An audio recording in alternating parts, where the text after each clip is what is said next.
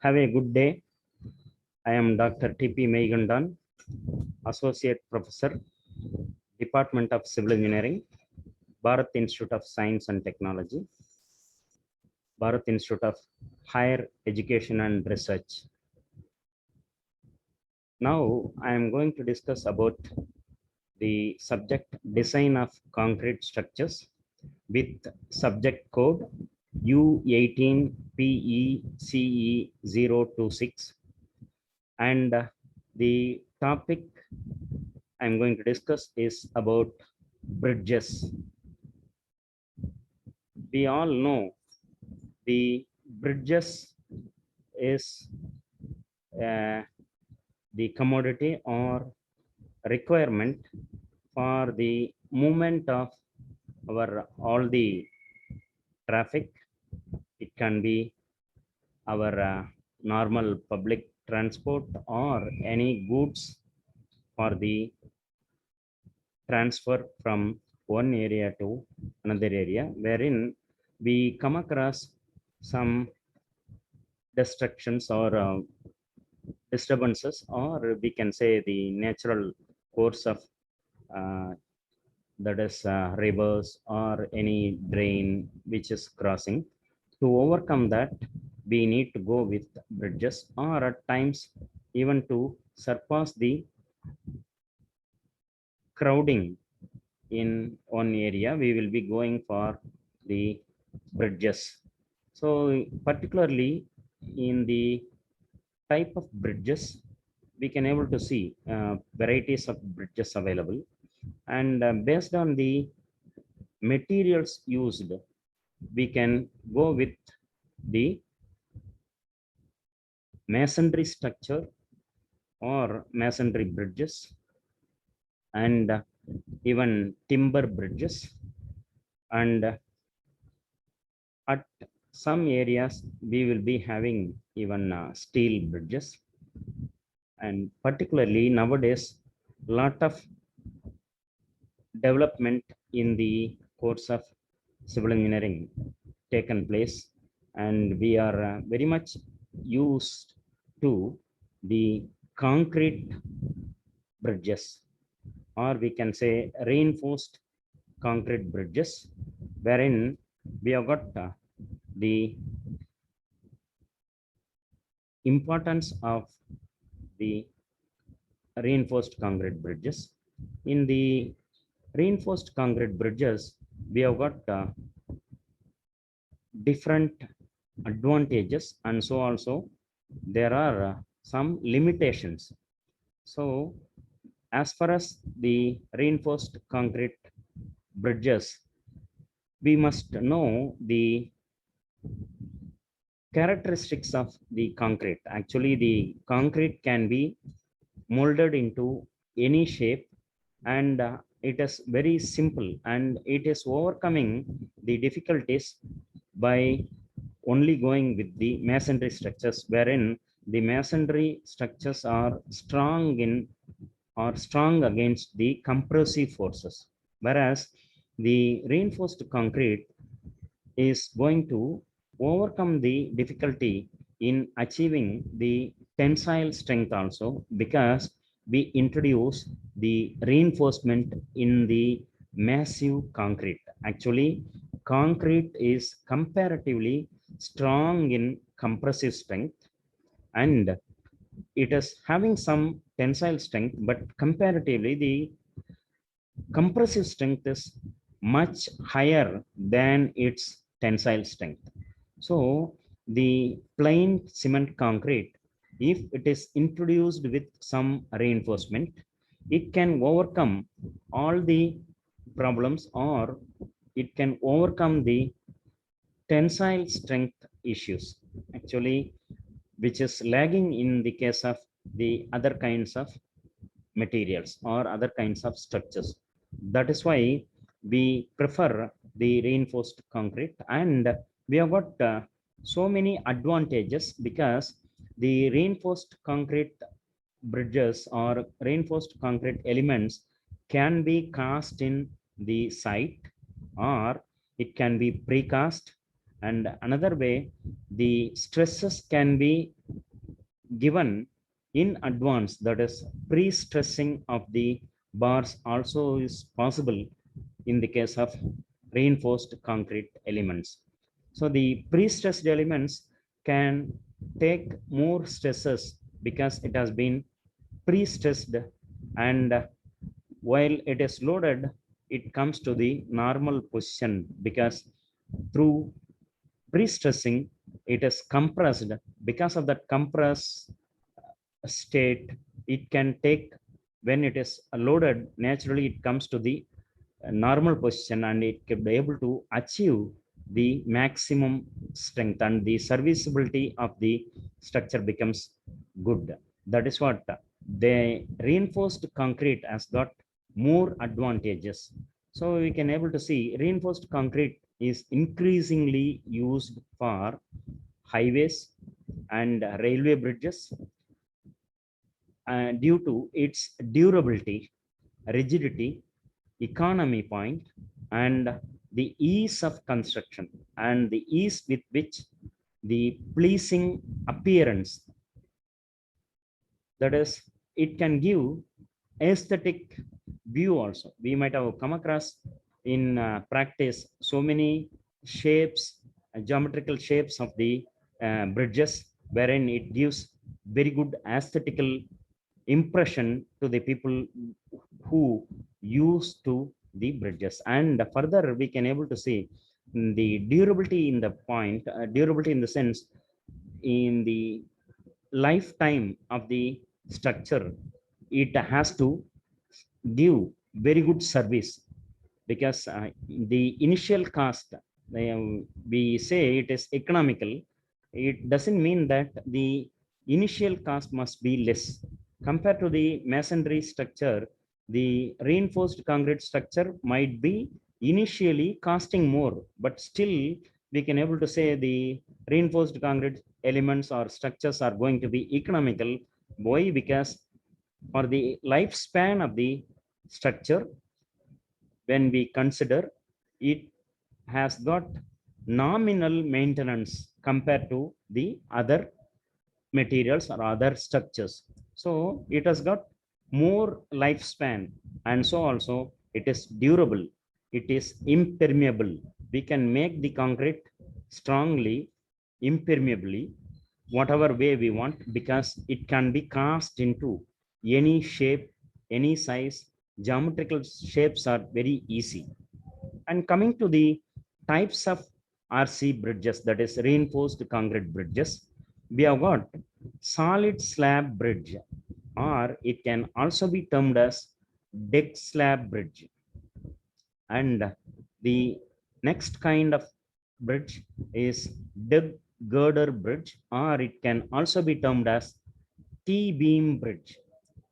The third kind is balanced cantilever bridge, and the next one is termed as rigid frame culvert or bridge.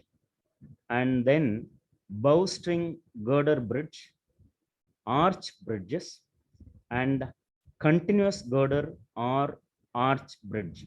So as we were discussing, there can be different kinds of bridges based on the materials used. Now we are seeing this is type of construction, how we are going with. Because of that difference in the type, we have these many classifications or types of bridges, RC bridges. The deck slab bridge, that is the first kind of bridge, wherein it can also be termed as solid slab bridge, is the simplest type of construction, used mostly for culverts or small bridges with a span not exceeding 8 meters.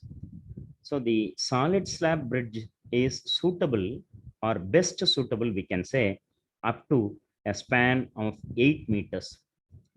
Though the thickness of the deck slab is much greater, its construction is much simpler, and the cost of formwork is also very minimal.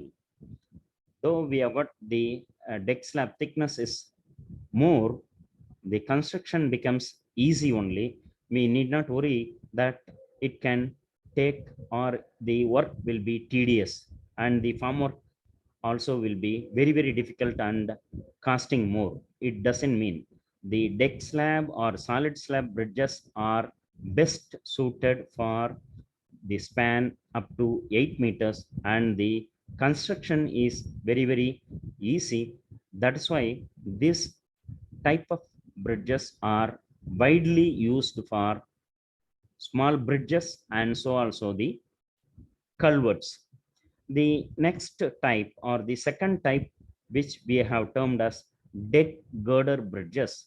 The deck girder bridges are T-beam bridges or another type of simplest RC bridge, which is used for the spans between 10 to 20 meter. So this is little bit higher version of our solid slab or deck slab bridges because the span is more here. uh, Up to 20 meter we can go with this kind of bridge. So the number of longitudinal girders depend upon the width of the road. So we can have more number of longitudinal girders if the road width is more. That is what we require for a deck girder bridge. And the slab is generally built monolithic with the girders so that the T-beam effect is achieved. That is why this deck girder bridge is termed as T-beam bridge, because the slab is built monolithically. It has got fixity with the girders so that the T-beam effect can be achieved.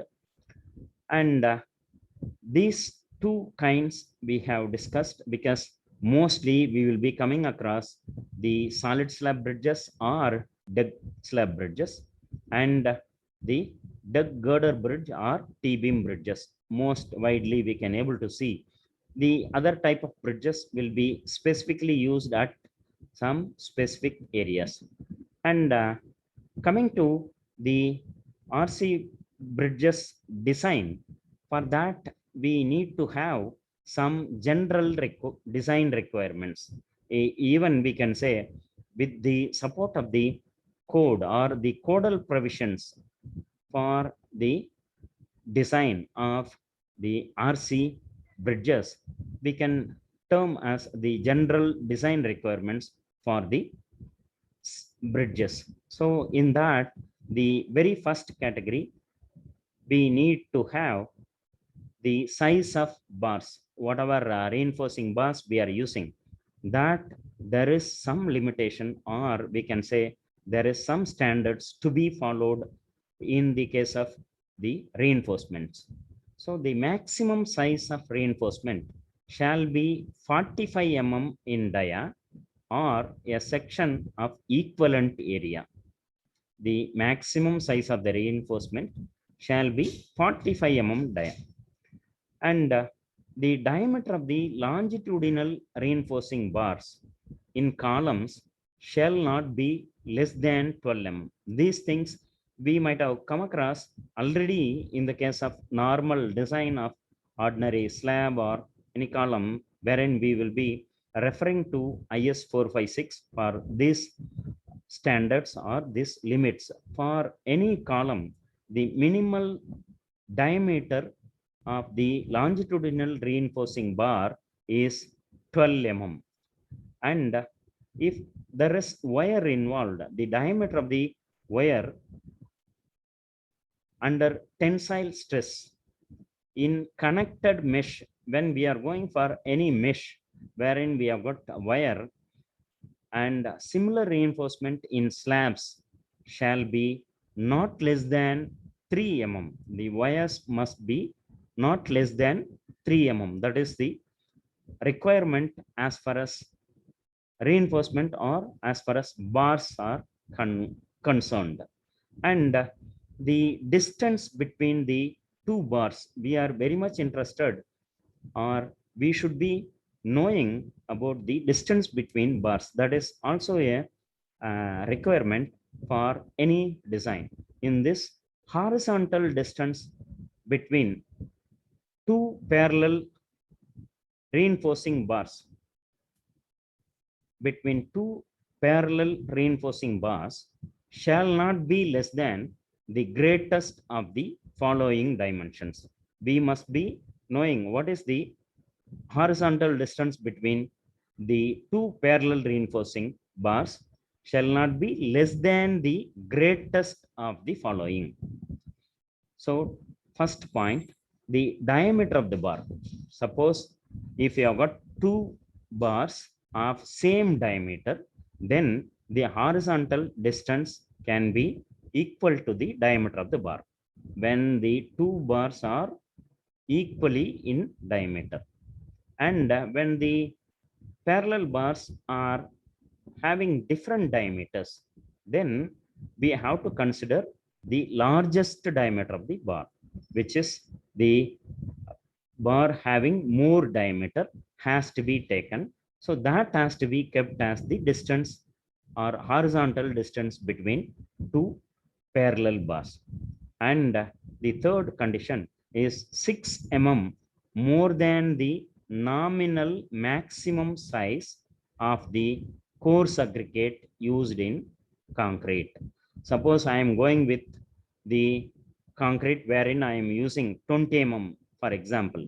So the distance between two parallel bars must be 6 mm more than that the 20 mm aggregate. So it has to be 26 mm. That is what the third condition says.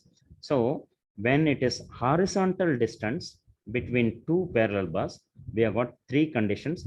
Among this, which should not be less than the greatest of the following dimension.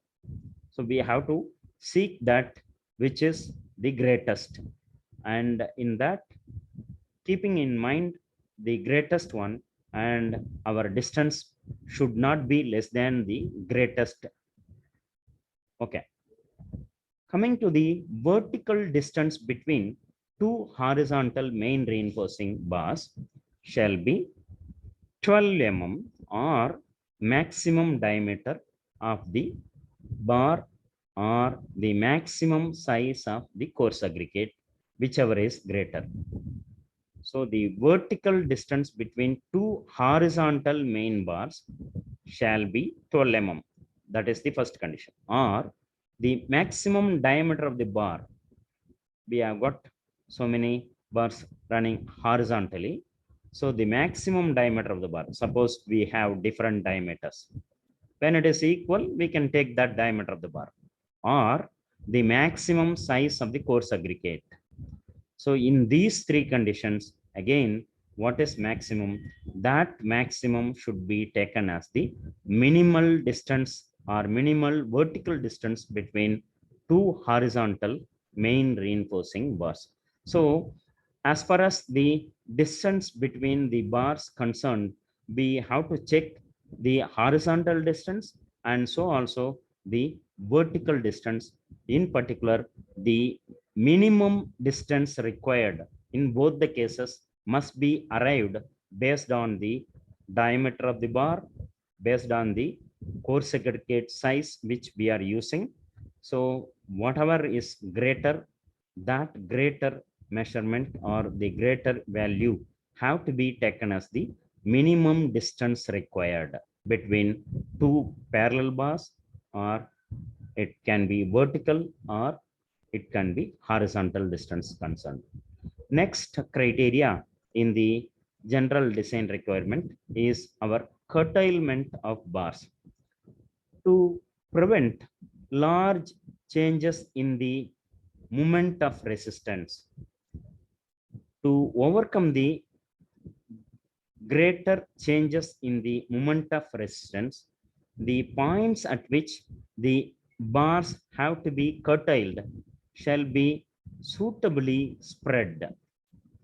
In that case, we have to see in the simply supported spans, at least 20% of the steel required to resist the maximum bending moment shall be carried over to the supports along the tension side of the beam or slab.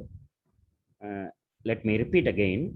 In the simply supported spans, at least 20% of the steel required to resist the maximum bending moment shall be carried over to the supports along the tension side of the beam or slab. So suppose we are using 8 rods, we have to see that at least 20% of 8 bars. So two number of bars at least should be reaching to resist the maximum bending moment to the supports. So at least two main bars should be running till the support of the beam or the slab. That is the idea here, how to curtail the rods or how to curtail the bars. And for a span continuous beyond the support, at least 10% of the steel required to resist maximum positive bending moment shall be similarly carried over to the support. That is what. For a span continuous beyond a support, at least 10% of the steel required to resist maximum positive bending moment shall be similarly carried over the support. That is the condition for curtailment of reinforcement in the case of simple support, or we can say normal slab and the continuous slab. We have seen the requirement. And coming to the next point as the cover. As we all know, the concrete cover plays a vital role in protecting the reinforcing bars, because suppose if it is not the required cover between the reinforcement and to the concrete is not given, the corrosion can take place in the case of reinforcement, and which will lead to corrosion of the reinforcement, which will lead to damage of the concrete structure itself. In the initial stage, the diameter of the bar will be increasing due to corrosion, or we can say the rust formation increases the diameter of the bar, and in turn, because it has to increase, it will push the concrete surrounding the reinforcement. So we need to go for the minimal requirement or minimal thickness of the concrete cover to cover the reinforcement. So the thickness of the concrete cover shall be as follows. At each end of the reinforcing bar, neither less than 25 mm nor less than twice the diameter of such bar. At each end of the reinforcing bar, neither less than 25 mm nor less than twice the diameter of such bar at the end. For longitudinal reinforcing bar in a column or beam, neither less than 40 mm nor less than the diameter of the such bar. We can able to see at the ends it can be minimally 25 mm, and for the column or beam it can be 40 mm or less than the diameter of the such bar. And in no case the cover to any reinforcement, including stirrups or binders, be less than 25 mm. So in any case of concrete, in any case of reinforcement, along with your stirrups or binders, not less than 25 mm. So the cover of concrete must be at least 25 mm for all the cases. That is the idea, or that is the requirement as far as the cover to the concrete is concerned. And when we have curved or sloped reinforcement, what is the requirement? When we have curved or sloped reinforcement, where the alignment of the reinforcement deviated from the normal to the plane of bending, as in the case of a beam, with curved or sloped soffit only. The area of reinforcement effective in the direction normal to the plane of bending shall be considered. That is, when the alignment is changing from the plane of the bending, normal to the plane of the bending, then we have to check the curved shape and the sloped reinforcement. Okay, coming to the distribution reinforcement. What is the condition required for the distribution reinforcement? For solid slabs spanning in one direction, distributing bars shall be provided at right angles to the main tensile bars to provide for the lateral distribution of the loads. So in the case of solid slabs spanning in one direction, the distributing bars shall be provided at right angles to the main tensile bars to provide for the lateral distribution of the loads. And in the design requirements, we have got some other requirements also to be followed, that is bond and anchorage lap, and then shear stress, the allowable pressure on the loaded area, and the permissible stresses, thermal coefficient and shrinkage, increase in the permissible stresses. And next, we move on to the solid slabs, wherein we come across, whenever we talk about bridges, naturally, the bridges are meant for the transportation of the vehicles. So the wheel loads on the solid slab or on the slab, how it has to be dealt. So here, a load from a wheel or similar concentrated load bearing on a small but definite area of supporting surface, that is the contact area we call. Whenever the wheel is rotating, it contacts the solid slab or the slab area beneath, is considered as being further dispersed over the area depend upon the thickness of the road. What it is? The load from the wheel, it disperses. It is not a single point load as we discussed. It is not simply the concentrated load coming through the wheel. It has to be dispersed to some distant or some area of the slab. It depends on the thickness of the road. Suppose the thickness of the road is very, very sleek, then the dispersion will be much greater.